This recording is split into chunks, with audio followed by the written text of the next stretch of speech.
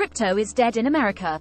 That's according to billionaire tech investor Chamath Palihapitiya, speaking on a recent episode of the All In podcast.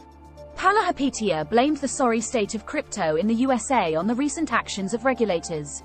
Now you have U.S. Securities and Exchange Commission Chair Gary Gensler even blaming the banking crisis last month on crypto.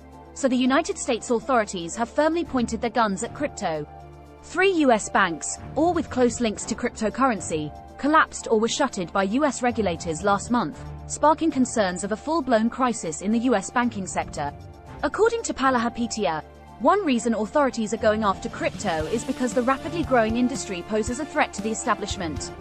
Crypto companies were probably the ones that were the most threatening to the establishment, he noted, before adding that crypto companies were also the ones that, in fairness to the regulators, did push the boundaries more than any other sector of the startup economy.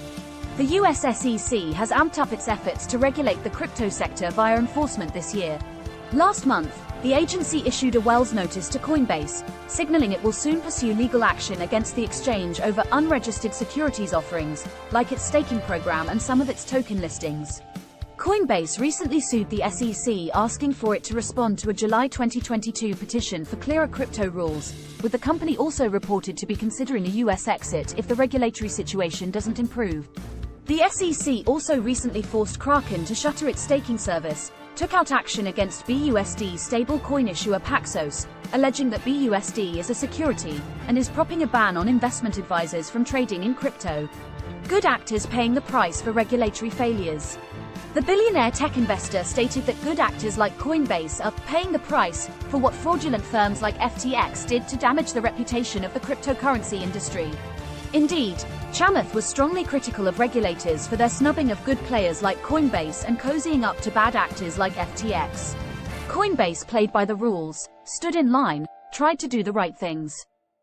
It seems that every step along the way, everything from board composition, to executive composition, to how they try to interact with the regulators, yet they were probably the furthest away from getting a license, he said.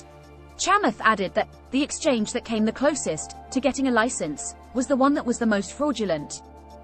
FTX. How is that even possible? SEC Chair Gensler recently appeared before Congress where he was grilled by mostly Republican lawmakers over his seemingly excessively anti-crypto stance as a regulator.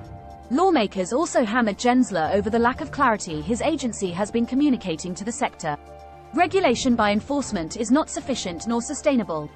You're punishing digital asset firms for allegedly not adhering to the law when they don't know it will apply to them, remarked House Financial Services Committee Representative Patrick McHenry.